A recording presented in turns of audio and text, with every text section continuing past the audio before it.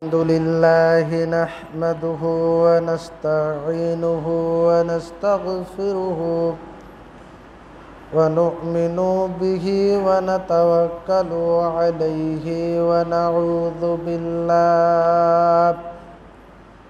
ونعوذ بالله من شرور أنفسنا ومن سيئات أعمالنا من يهده الله فلا مضل له ومن يضلله فلا هادي له وأشهد أن لا إله إلا الله وحده لا شريك له وأشهد أن محمدا عبده ورسوله أما بعد فإن خير الحديث كتاب الله وخير الحدي حدي محمد رسول الله صلى الله عليه وسلم وشر الأمور محدثاتها وكل محدثات بدعة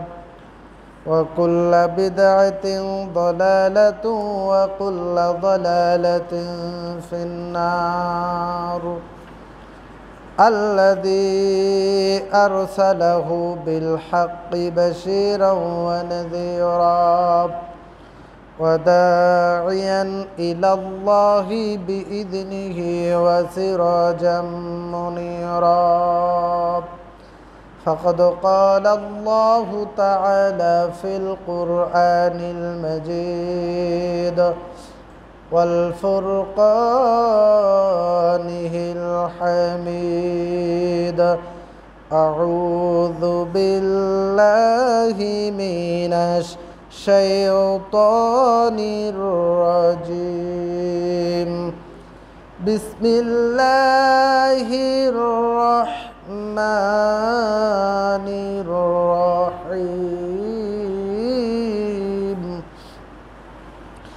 يا أيها الذين آمنوا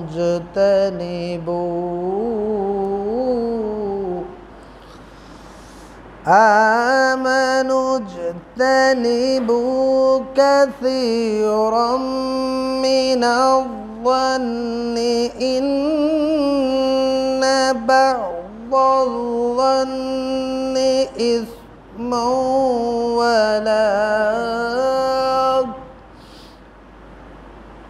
ولا تجسسوا ولا يغتب بعضكم بعضا أيحب أحدكم أن يأكل لحم أخيه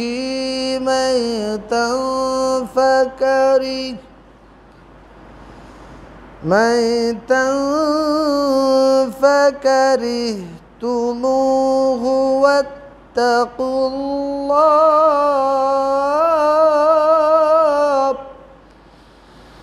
واتقوا الله إن الله تواب رحيم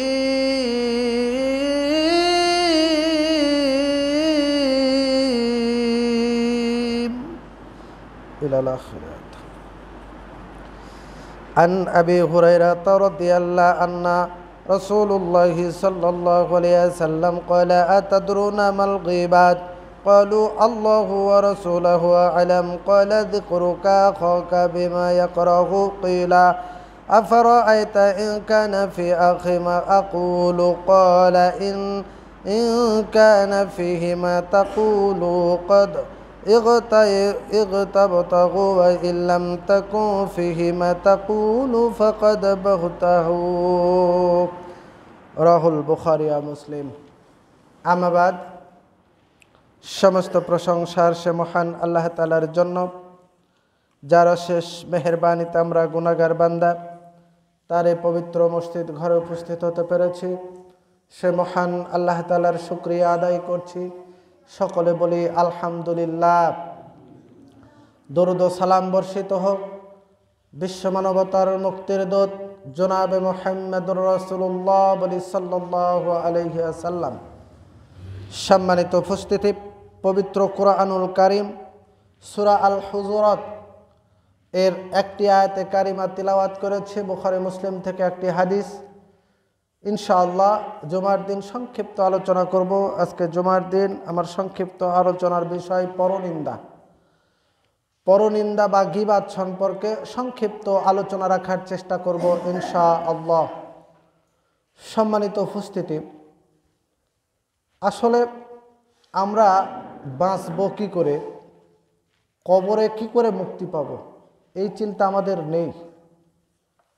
শুধু আমরা আল্লাহর নিকটে বলছি আল্লাহ একটু রহম করো। তো আল্লাহ রহম করবেন কি করে? রহম কি কি কাজ করলে রহম করে, এই কাজগুলোই তো আমরা করি না। এই যে ধান কাটার সময় মানুষ ধান ফসল ঘরে ওঠানোর খুব চেষ্টা করছে, আর আল্লাহ বিল্লাহ করছে আল্লাহ বৃষ্টি যেন না হয়, বৃষ্টি হলে তো ধান কাটতেও পারবো না, ফসল ঘরে উঠাতেও পারবো না, আল্লাহ বৃষ্টি দাও। অথচ আজকে জুমার দিন এতক্ষণ মসজিদ কানায় কানায় পরিপূর্ণ হওয়ার কথা ছিল, অথচ মাঠে কাজ নিয়ে ব্যস্ত। মাঠে কি কাজ নিয়ে ব্যস্ত? ওই কাজ কবরে মুক্তি দেবে না। তাই বলে আমি এই কথা বলছি না যে আপনি কাজ ছেড়ে দেন। সলাতের সময় সলাত আদায় করতে হবে, জিকিরের সময় অর্থাৎ আল্লাহর স্মরণের সময় আল্লাহর স্মরণকে আপনাকে রাখতে হবে। আজকে জুমার দিন, অথচ মসজিদে লোক নাই, মাঠে ঠিক লোক। আর আমরা বলছি আল্লাহ আমাকে মুক্তি দাও, আল্লাহ কবরে যেন মুক্তি পাই, আল্লাহ আমি যেন একটু আমাদের উপর রহম করুন। আল্লাহ রহম করবেন কি করে? রহম যে পাবো কিসে, সেই কাজগুলোই তো আমরা করি না। সম্মানিত উপস্থিতি, আল্লাহ তাআলা আমাদের সকলকে হেদায়েত নসিব করুক। সকলে বলি আল্লাহুম্মা আমিন। পরনিন্দা পরচর্চা খুব খারাপ জিনিস। মানুষ হরহামেশা সব জায়গাতে বসে পরচর্চা করে, পরনিন্দা করে। চাষটল কি, পুকুর ঘাট কি, বাড়ি কি, মাঠ কি, ঘাট কি, সব জায়গাতে, এমন কি মসজিদ পর্যন্ত এর থেকে ছাড় নাই। মসজিদে সালাত আদায় করে সালাম ফেরানোর পরে বসে মনে হচ্ছে যে আড্ডা বসেছে, আর ওখানেই শুরু হয়েছে পরনিন্দা পরচর্চা। আমরা শুধু মহিলাদেরকেই দোষারোপ করি যে মহিলারা যখন পুকুর ঘাটে বসে তখন মহিলারা পরচর্চা করে, পরের নিন্দা করে। শুধু মহিলা নয়, প্রায় অধিকাংশ মসজিদগুলোতে মানুষ 5 ওয়াক্ত সালাত আদায় করার পরে একাকৃতভাবে বসে এক জায়গায় গোল হয়ে বসে পরনিন্দা পরচর্চা শুরু করে দেয়। কে কোন জায়গাত কি করেছে একেবারে হেউ প্রতিপন্ন করে ফেলে। কোথায় বসে? একবারে মসজিদে বসে। তার মানে মসজিদেও পরনিন্দা পরচর্চা চলছে হর হামেশায়, মসজিদও বাদ যায় না। এখন বলুন আমাদের মুক্তির উপায় কি? মাঠ ঘাট পুকুর কোনো জায়গায়, চাষটল হাটে বাজারে কোনো জায়গায় বাদ নেই। মহিলারা তো আছে। এখন এই পরনিন্দা পরচর্চা করে আমাদের আমল কি ঠিক আছে? আমরা যে আমল করে যাচ্ছি, আমরা সালাত আদায় করছি, আমরা সাধ্যমতো যাকাত দেই, অনেকে হজ করতে যাদের সামর্থ্য আছে তারা হজ করতে যায়, দান সদকা করে, মানুষকে সৎ উপদেশ দেয়, 5 ওয়াক্ত সালাত আদায় করছে, কুরবানির সময় কুরবানি করছে, রমজান মাসের সিয়াম পালন করছে। এই ইবাদত বন্দেগী যে আমরা করছি এবং পরনিন্দা পরচর্চা করার পরে আমাদের আমলটা ঠিক থাকবে তো? এইটা আমাদের একটু চিন্তা করে দেখতে হবে। আমাদের ভাবতে হবে যে আমরা যে একজনের কথা তুলে পরচর্চা পরনিন্দা করছি, আমাদের অবস্থা কি হতে পারে? পরনিন্দা করা কি? আমার ভাইরা, আল্লাহু রাব্বুল আলামিন কুরআনুল কারীম সূরা হুজুরাতের মধ্যে ঘোষণা করে দিলেন, ইয়া আইয়ুহাল্লাযীনা আমানু ইজতানিবু কাসীরাম মিনায-যন্নি ইন্না বা'দায-যন্নি ইসমুন। আল্লাহ রাব্বুল আলামিন বলেছেন, হে মুমিনগণ, তোমরা বহুবিধ ধারণা হতে বেঁচে থাকো, কারণ কোন ধারণা মহাপাপ। এমন কি প্রত্যেকে এমনভাবে একজনার নামে ধারণা করে বসলো। আমরা মুসলমানেরা ধারণা করতে পটু, আমরা এত ধারণা করতে পারি যে আল্লাহ রাব্বুল আলামিন কুরআনুল কারীম সূরা হুজুরাত 12 নম্বর আয়াতের মধ্যে ঘোষণা দিয়েছেন, হে মুমিনগণ, তোমরা বহুবিধ ধারণা হতে বিভিন্ন জনে বিভিন্ন রকমের যে ধারণা করে থাকো, এই ধারণাগুলো থেকে তোমরা বেঁচে থাকো। কারণ এমন এমন ধারণা তোমরা করবে, কিছু কিছু ধারণা আছে যে ধারণাগুলো মহাপাপ। এই জন্য প্রত্যেক ধারণা থেকে আমাদের বেঁচে থাকতে হবে। এরপরে আল্লাহ রাব্বুল আলামিন বলেছেন, ওয়ালা তাজাসসু ওয়ালা ইয়াগতাব বা'দুকুম বা'দা। এরপরে আল্লাহ রাব্বুল আলামিন বলছেন, তোমরা একে অপরের গোপনীয় বিষয় অনুসন্ধান করো না এবং কারো পশ্চাতে নিন্দা, কারো পশ্চাতে সামনে বা পিছনে নিন্দা করো না। আল্লাহ রাব্বুল আলামিন প্রথম বাক্যেই বললেন যে তোমরা ধারণা থেকে বেঁচে থাকো, কারণ কোন ধারণা পাপ। 2 নম্বরে আল্লাহ রাব্বুল আলামিন বলেছেন, কারো গোপনীয় বিষয় অনুসন্ধান করো না। একজন পাপী পাপ করেছে, আর একজন ওখান থেকে খোঁটলাচ্ছে যে কি পাপ করলো, কি করলো, কি অপরাধ করেছে, কি হয়েছে। এই যে গোয়েন্দাগিরি, এই গোয়েন্দাগিরি থেকে আমাদের বেঁচে থাকতে হবে। এর থেকেও আমরা বেঁচে থাকতে পারছি না। আল্লাহ রাব্বুল আলামিন বলেছেন যে তোমরা একে অপরের গোপনীয় বিষয় অনুসন্ধান করো না। এরপরে আল্লাহ রাব্বুল আলামিন বলছেন, তোমরা কারো পিছনে সামনে বা পিছনে নিন্দা করো না।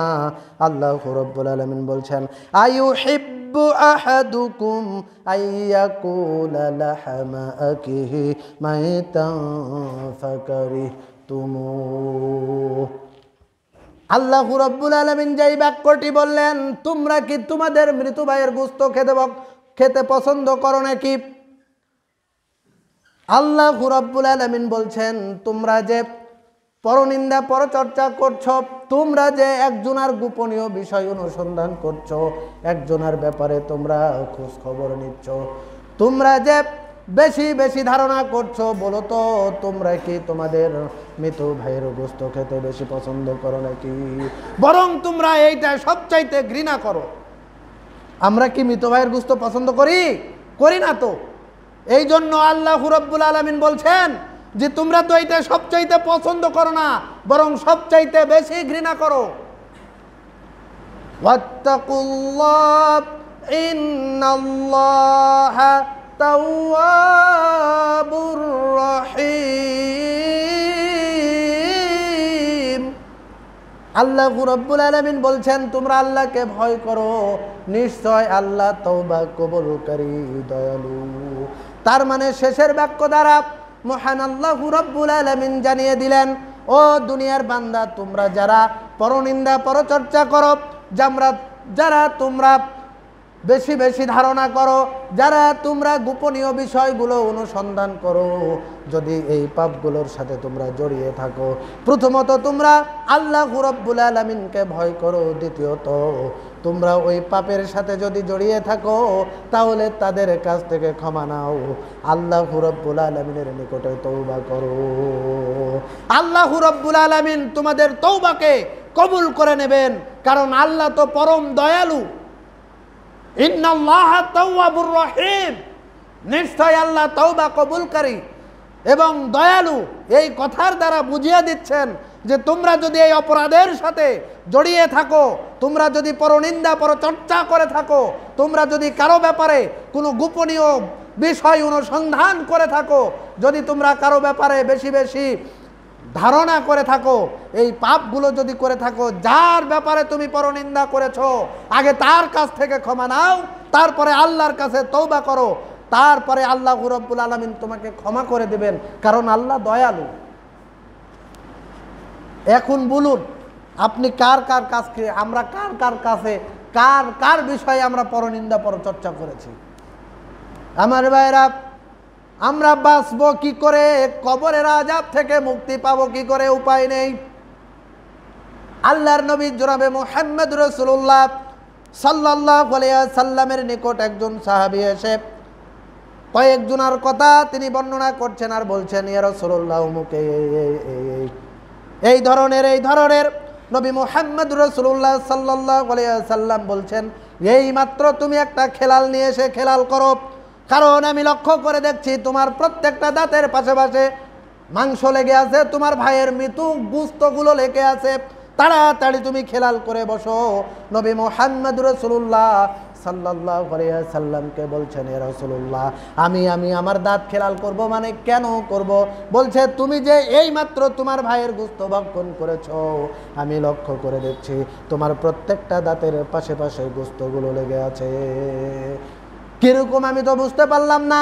নবী মুহাম্মদ রাসূলুল্লাহ সাল্লাল্লাহু আলাইহি ওয়াসাল্লাম বললেন, তুমি যে তোমার ভাই সম্পর্কে নিন্দা করলে, তোমার মুসলমান ভাই সম্পর্কে নিন্দা করলে, এইটা হচ্ছে আল্লাহ রাব্বুল আলামিন বলেছে তোমার ভাইয়ের নিন্দা করা মানে তোমার মৃত ভাইয়ের গোশত ভক্ষণ করা।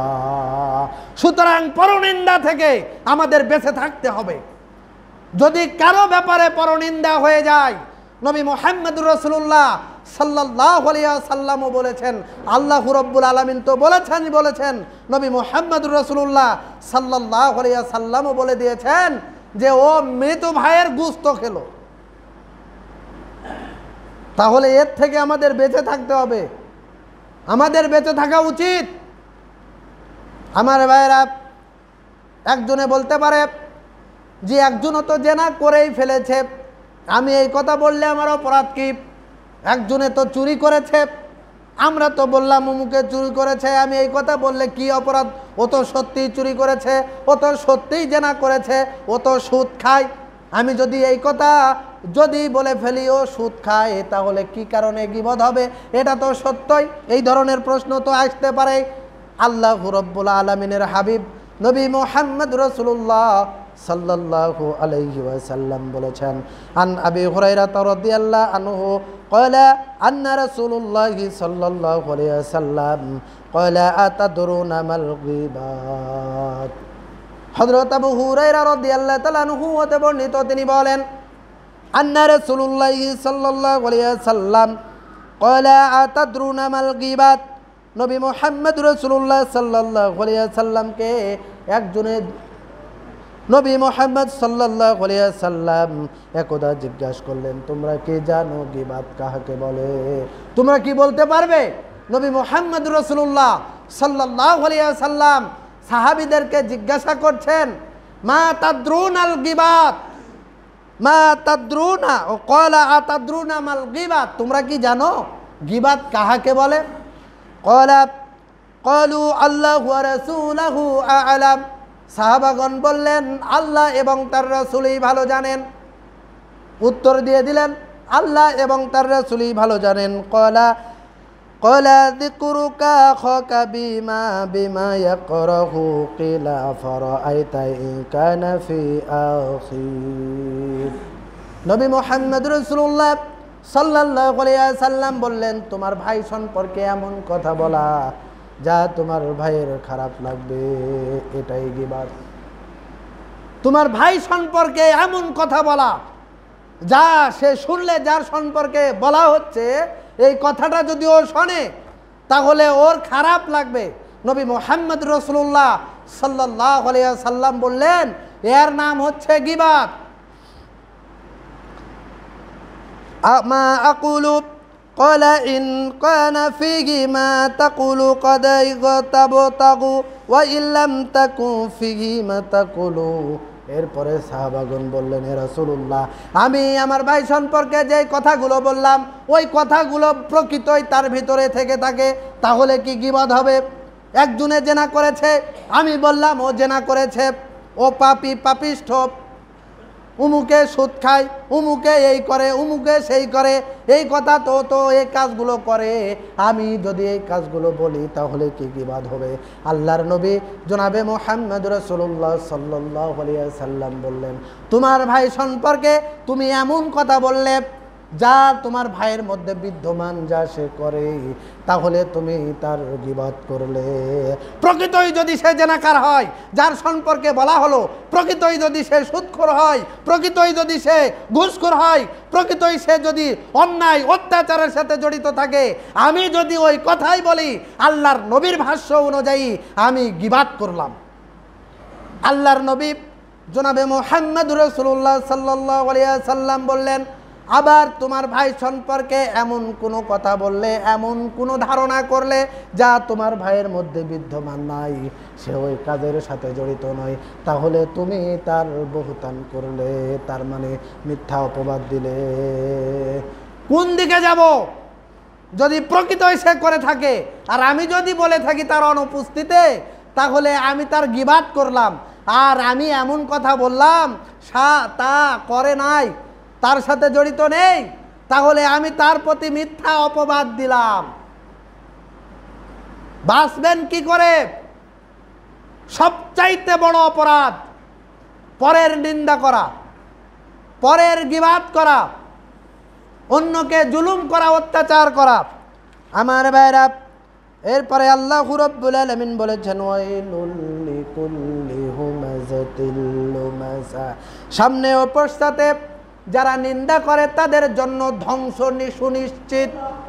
ওয়াইলুল লিকুল্লি হুমাযাতিল লুমাযা, যারা সামনে এবং পিছনে নিন্দা করে নিশ্চিত তাদের জন্য ধ্বংস। ধ্বংস তাদের জন্য অনিবার্য, কারণ এই ধ্বংস থেকে তারা রেহাই পাবে না। এরপরে আল্লাহ রাব্বুল আলামিন বলেছেন সূরা হুজুরাত 11 নম্বর আয়াতের মধ্যে, ইয়া আইয়ুহাল্লাযীনা আমানু লা ইয়াসখার কওমুম মিন কওমিন আসা আইয়াকুনু খায়রাম মিনহুম ওয়ালা নিসাউম মিন নিসাইন আসা আইয়াকুননা খায়রাম মিনহুন্না। আল্লাহ রাব্বুল আলামিন বলছেন, হে মুমিনগণ, কোনো পুরুষ যেন অপর কোনো পুরুষকে বিদ্রুপ না করে, ঠাট্টা মশকরি না করে। আল্লাহ রাব্বুল আলামিন বলছেন, আবার শুনে নেন, আল্লাহ রাব্বুল আলামিন বলছেন, হে মুমিনগণ, কোনো পুরুষ যেন অপর কোনো পুরুষকে নিন্দা না করে, কোনো পুরুষকে ঠাট্টা মশকরি না করে, বিদ্রুপ না করে। হতে পারে যাকে বিদ্রুপ করা হলো সে তার থেকে উত্তম। আমি যার ব্যাপারে বিদ্রুপ করলাম হতে পারে আমার থেকে সে উত্তম। এরপরে বলছেন, ওয়ানিসা উম্মিন নিসা, কোনো নারী যেন অপর কোনো নারীরকে বিদ্রুপ না করে। হতে পারে যে বিদ্রুপ করছে তার থেকে, বিদ্রুপকারী থেকে যার বিদ্রুপ করা হলো সেই নারীটাও উত্তম হতে পারে। এই জন্য বিদ্রুপ করা থেকে, ঠাট্টা মশকরি করা থেকে আমাদের বিরত থাকতে হবে। বিশেষ করে আমার মা বোনেরা যারা রয়েছেন, যারা আমার মাইকের আওয়াজ যাদের কর্ণকুহরে পৌঁছে যাচ্ছে, আমি তাদেরকে অনুরোধ করব, বিশেষ করে আমার আম্মা জানেরা, তারা যখন উকুন তোলার জন্য এই বাড়ি থেকে ও বাড়িতে যায়, এরপরও নিন্দা শুরু করে দেয়, ওর গীবত চর্চা শুরু করে দেয়, এইগুলো থেকে বেঁচে থাকতে হবে। নবী মুহাম্মদ রাসূলুল্লাহ সাল্লাল্লাহু আলাইহি ওয়াসাল্লাম বলেছেন, আমি যখন মেরাজে গেলাম, মেরাজে যাওয়ার পর আমার পরওয়ারদিগার আমাকে মেরাজে নিয়ে গেল। মেরাজে নিয়ে যাওয়ার পরে আমাকে জান্নাত দেখালো, জাহান্নাম অবলোকন করলাম। জান্নাতে দেখি জান্নাতীরা অধিকাংশ দরিদ্র দুর্বল ব্যক্তিরা হচ্ছে জান্নাতি, আর আমি জাহান্নামে দেখলাম জাহান্নামের অধিকাংশ অধিবাসীরাই হচ্ছে নারী। কি কারণে? নবী মুহাম্মদ রাসূলুল্লাহ সাল্লাল্লাহু আলাইহি ওয়াসাল্লামকে জিজ্ঞাসা করা হলো অধিকাংশ নারী এর কারণ কি? নবী মুহাম্মদ রাসূলুল্লাহ সাল্লাল্লাহু আলাইহি ওয়াসাল্লাম বললেন, এরা স্বামীর অকৃতজ্ঞ হয়, স্বামীর কৃতজ্ঞতা প্রকাশ করে না, 1 নাম্বার। আর 2 নাম্বার, এরা বেশি বেশি পরনিন্দা পরচর্চা করে। স্বামীর কৃতজ্ঞতা কি করে প্রকাশ করবে? স্বামীর কৃতজ্ঞতা প্রকাশ হচ্ছে স্বামীর অকৃতজ্ঞতা প্রকাশ করা, তার মানে হলো আমি 12 বছর 15 বছর 20 বছর বয়স হচ্ছে তোমার সংসারে এসেছি, এখন পর্যন্ত তোমার সংসারে সুখ পাই নাই। এত বছর হলো তোমার সংসারে এসে আমার সোনার যৌবনটা কয়লা করে দিলাম রে, এই সংসারে এসে আমার শেষ, সব কিছু শেষ, তোমার সংসারে পড়ে আমি সুখ পেলাম না। বলে না? বলে বলে। আমার আম্মা জানেরা যারা রয়েছেন তারা এই বাক্যগুলো তারা বলে। আল্লাহর নবী জনাবে মুহাম্মদ রাসূলুল্লাহ সাল্লাল্লাহু আলাইহি ওয়াসাল্লাম বলেছেন, এর নাম হচ্ছে অকৃতজ্ঞ। এর নাম কি? অকৃতজ্ঞ প্রকাশ করা।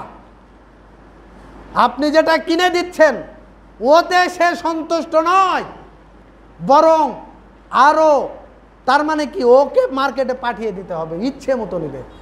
স্বামী যা দেবে তাতে সে সন্তুষ্ট নয়।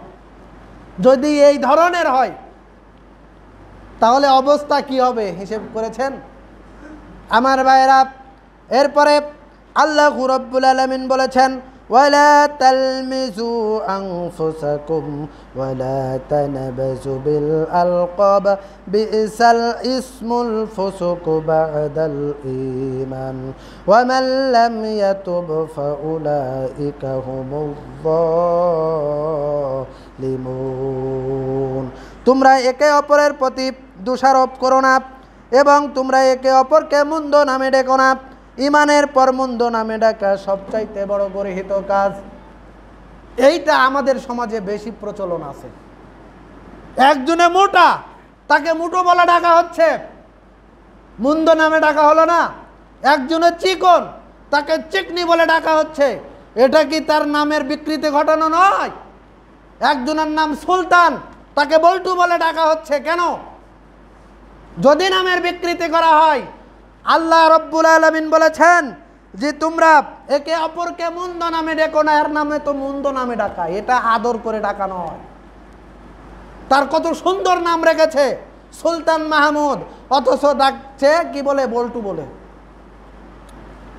আব্দুল্লাহ, কত সুন্দর নাম, গবরা বলে ডাকে।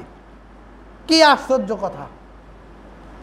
আল্লাহু রাব্বুল আলামিন তিনি পবিত্র কুরআনুল কারীম সূরা হুজুরাত 11 নম্বর আয়াতের শেষের দিকে বলেছেন যে তোমরা একে অপরকে মন্দ নামে ডাকো না, কারণ মন্দ নামে ডাকা সবচাইতে গর্হিত কাজ। সুতরাং কাউকে যার যে সুন্দর নাম রেখে দিয়েছেন তার পিতামাতা, সে নাম ধরে ডাকবেন। কাউকে মন্দ নামে ডেকে নিজে খারাপের নামটা লিখে দিয়েন না, এতে নিজে ক্ষতিগ্রস্তের অন্তর্ভুক্ত হয়ে যাবেন। সম্মানিত উপস্থিতি, নবী মুহাম্মদ রাসূলুল্লাহ সাল্লাল্লাহু আলাইহি ওয়াসাল্লাম বলেছেন, আবু হুরায়রা থেকে বর্ণিত, রাসূল সাল্লাল্লাহু আলাইহি ওয়াসাল্লাম বলেছেন, মা ইউদখিলুন নাসাল জান্নাতা ফাকালা তাকওয়াল্লাহি ওয়া হুসনুল খালক আন আকসার মা ইউদখিলুন নাসান নার ফাকালা আল ফাম ওয়াল ফারাস। নবী মুহাম্মদ রাসূলুল্লাহ সাল্লাল্লাহু আলাইহি ওয়াসাল্লাম বলেছেন, দুটি জিনিস মানুষকে জান্নাতে বেশি বেশি প্রবেশ করায়। কয়টি জিনিস? দুটি জিনিস। দুইটি জিনিস মানুষকে বেশি বেশি জান্নাতে দেবে, আরও দুইটি জিনিস আছে মানুষকে জাহান্নামে দেবে। জান্নাতে দেওয়ার দুটি বিষয়, সেইটা হচ্ছে আল্লাহ ভীতি, ওয়াত্তাকুল্লাহ, আল্লাহ ভীতি এবং উত্তম চরিত্র। এই দুইটি জিনিস মানুষকে বেশি বেশি জান্নাতে প্রবেশ করায়। আর দুইটি জিনিস যা মানুষকে বেশি বেশি জাহান্নামে দেয় তা হলো মানুষের মুখ, আরেকটি হচ্ছে মানুষের জিহ্বা। মানুষের মুখ, অপরটি হচ্ছে তার লজ্জাস্থান। মানুষের মুখ বা জিহ্বা, আর অপরটি হচ্ছে তার লজ্জাস্থান। এই দুইটি কারণে মানুষ বেশি বেশি জাহান্নামে যাবে। সুতরাং নবী মুহাম্মদ রাসূলুল্লাহ সাল্লাল্লাহু আলাইহি ওয়াসাল্লাম বলেছেন যে তোমরা আমাকে এই দুইটি জিনিসের জামিনদার দাও, আমি তোমাদেরকে জান্নাতের জামিনদার হয়ে যাব। বলি সুবহানাল্লাহ। আল্লাহর নবী বললেন, তোমরা যদি আমাকে একটি হচ্ছে দুই চোয়ালের মধ্যবর্তী জিহ্বার জামিনদার দাও, আর দুই উরুর মধ্যবর্তী লজ্জাস্থানের জামিনদার হও, আমি নবী মুহাম্মদ রাসূলুল্লাহ সাল্লাল্লাহু আলাইহি ওয়াসাল্লাম তোমাদের জন্য জান্নাতের জামিনদার হয়ে যাব।